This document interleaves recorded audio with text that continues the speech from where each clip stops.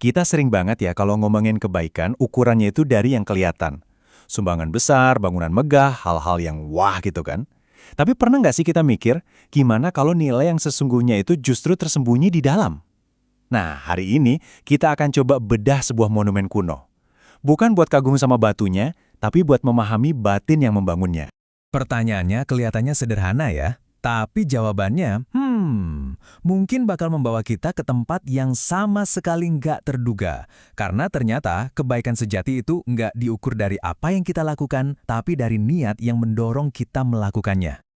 Oke, mari kita mulai perjalanan kita. Lihat ini ruang weli saya, sebuah stupa yang agung. Tapi, coba deh lupakan dulu soal sejarah atau arsitekturnya. Anggap aja bangunan ini adalah wujud fisik, manifestasi dari sebuah kekuatan batin yang luar biasa, yaitu keyakinan, atau yang biasa disebut saddah. Nah, ini dia poin kuncinya. Stupa megah yang kita lihat ini, itu cuma puncak gunung es. Yang sesungguhnya membangun semua ini adalah sesuatu yang sama sekali nggak terlihat. Gelombang keyakinan, niat yang murni dari ribuan orang yang kerja bareng. Jadi bangunan ini tuh akibatnya. Penyebab utamanya ya ada di dalam batin. Jadi gimana caranya sebuah keyakinan bisa berubah jadi tumpukan batu bata? Prosesnya kira-kira begini. Pertama, seseorang itu melihat nilai kebenaran dalam sebuah ajaran. Dari situ muncullah saddha, keyakinan yang jernih, yang kuat. Keyakinan ini kemudian mengkristal jadi niat yang nggak tergoyahkan. Nah, niat inilah yang jadi bahan bakar buat tindakan kolosal seperti ini. Tanpa proses internal ini, stupa itu ya cuma angan-angan aja. Oke, kita udah lihat kemegahannya dari luar ya. Sekarang ayo kita masuk lebih dalam, kita lihat sesuatu yang jauh lebih penting. Kualitas batin di balik semua ini. Fokus kita sekarang bergeser dari apa yang dibangun menjadi bagaimana cara membangunnya. Nah, ini dia intinya. Satu koin yang kita kasih dengan batin yang tulus, tanpa pamrih sedikit pun, itu nilainya bisa jauh lebih besar daripada membangun istana megah cuma buat pamer. Jadi, ini bukan tentang seberapa besar tindakannya, tapi seberapa murni niatnya. Kualitas, bukan kuantitas. Dan yang menarik, pembangunan fisik ini sebenarnya cuma panggungnya aja. Latihan yang sesungguhnya itu terjadi di tengah-tengah proses. Waktu mereka lelah, waktu ada konflik, waktu keraguan muncul, disitulah ujiannya. Mampukah niat murni yang ada di awal itu tetap dijaga di tengah semua kesulitan? Nah, itulah ujian kebajikan yang sebenarnya. Wah, ini kayak pukulan telak buat ego kita yang sering bilang, ini kan aku yang lakuin. Kenyataannya, setiap perbuatan baik itu adalah hasil dari jutaan kondisi yang saling terkait. Ada dukungan orang lain, ada kesempatan yang muncul, bahkan ada ajaran yang kita terima. Nggak ada satupun aku yang bisa mengklaim semuanya sendirian. Sampai sini, kita melihat kebajikan itu sebagai sesuatu yang luhur, ya kan? Tapi sekarang, kita sampai di titik balik yang paling krusial. Ternyata, kebajikan, kalau kita salah paham, justru bisa jadi rantai yang mengikat kita, bukan lagi kunci yang membebaskan.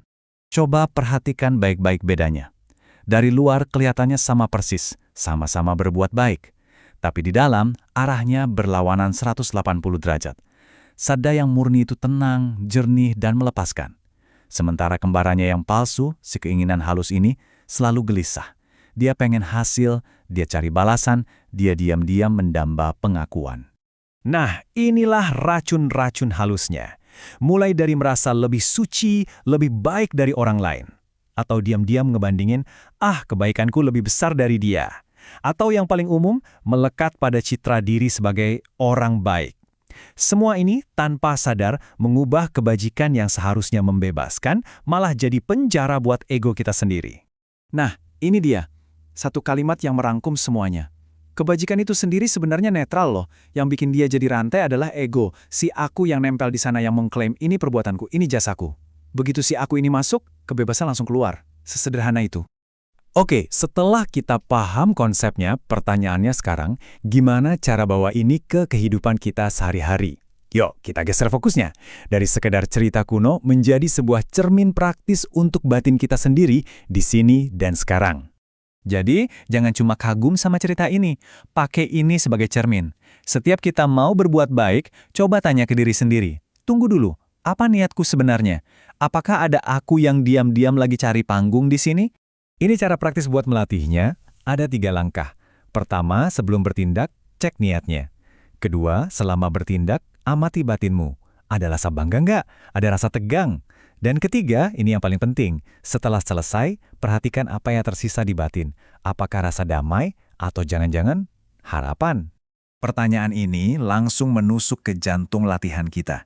Coba jujur, setelah berbuat baik, apakah batin kita masih terus nginget-nginget perbuatan itu, berharap ada yang bilang terima kasih?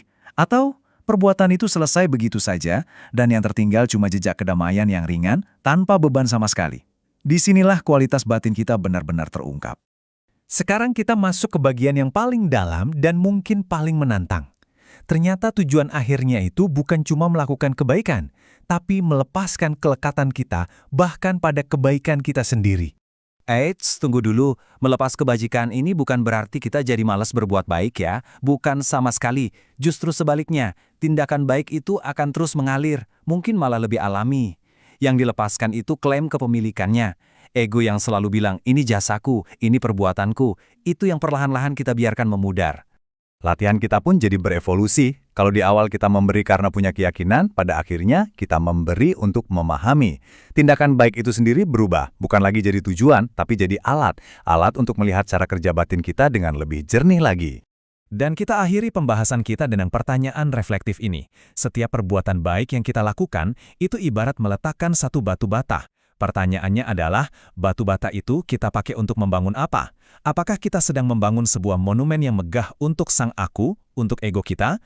Atau kita justru sedang membangun sebuah ruang batin yang lapang, sunyi, dan bebas dari segala kelekatan? Jawabannya ada di dalam setiap niat kita.